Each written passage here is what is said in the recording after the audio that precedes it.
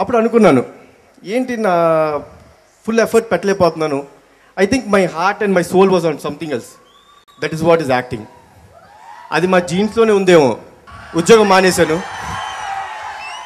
మా అమ్మ నాన్నకి చెప్పాను, నేను వచ్చేస్తున్నాను, హైదరాబాద్ వచ్చేస్తున్నాను, యాక్టింగ్ చేస్తానని. గ్రీన్ సిగ్నల్ ఇచ్చారు.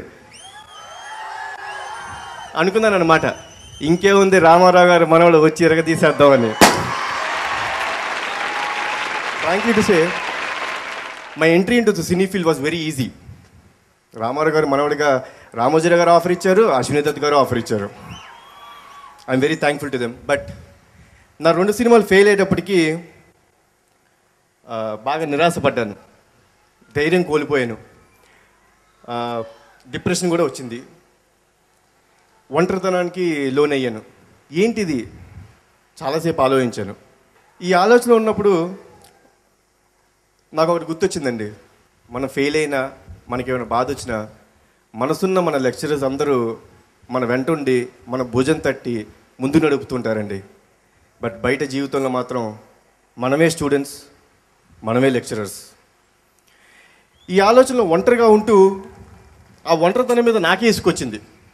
కొంతమంది అన్నారన్నమాట, అరే కళ్యాణరావు, నీకైనా పిచ్చెక్కిందేవరా, శుభ్రంగా అమెరికాలో కూర్చొని ఉద్యోగం చేసుకుంటూ ఉన్నావు, సినిమా ఫీల్డ్కి ఎందుకు వచ్చావురా అని. ఇవన్నీ మాటలు విని విని ఇసుకొచ్చింది. Why can't I be successful in life? Hard work చేయలేమా? అప్పుడు గుర్తొచ్చింది మా తాతగారు చెప్పిన మాటలు, ఫోకస్, హార్డ్ వర్క్. నా గురించి నేను అర్థం చేసుకున్నాను. అప్పుడు దాకా నా గురించి నాకు అర్థం కాల. ఇవన్నీ చెబుతూ ఉంటారు కదండి. ఇప్పుడు నేను మీకు చెప్తున్నాను, మీరందరూ యంగ్స్టర్స్. ఆ వయసులో చాలామంది చెప్పారు, బట్ నాకు అర్థం కాలేదు, వదిలేశారు. బట్ లైఫ్లో ఒక జట్కా తిన్న తర్వాత తెలిసింది వాళ్ళందరూ ఏమేమి చెప్పారు, ఎంత గొప్ప వాక్యాలు చెప్పారని.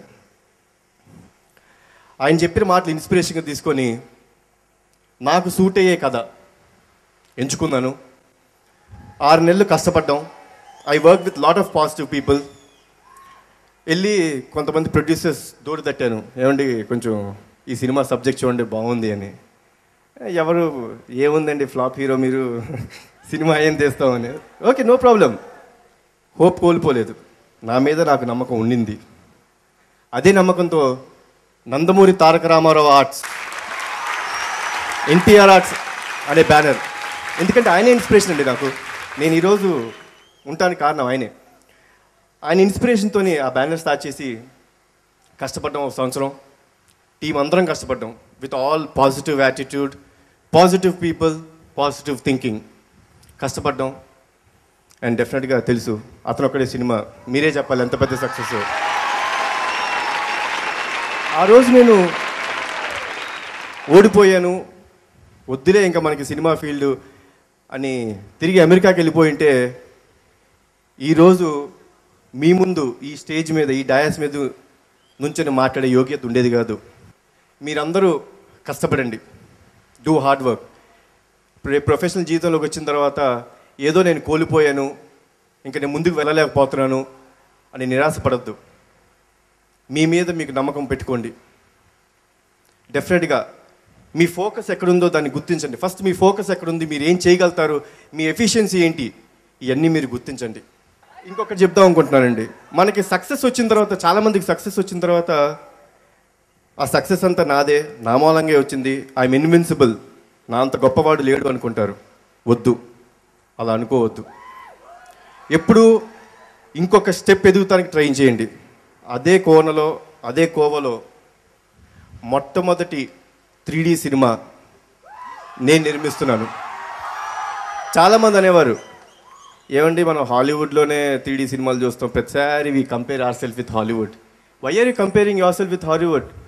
We are creators. మనం కష్టపడితే ఎందుకు కాదు. నేను అదే అనుకున్నా, 3D సినిమా అంటే హాలీవుడ్లోనే చూడాలా, మనం చూడలేమా, మనం తీయలేమా?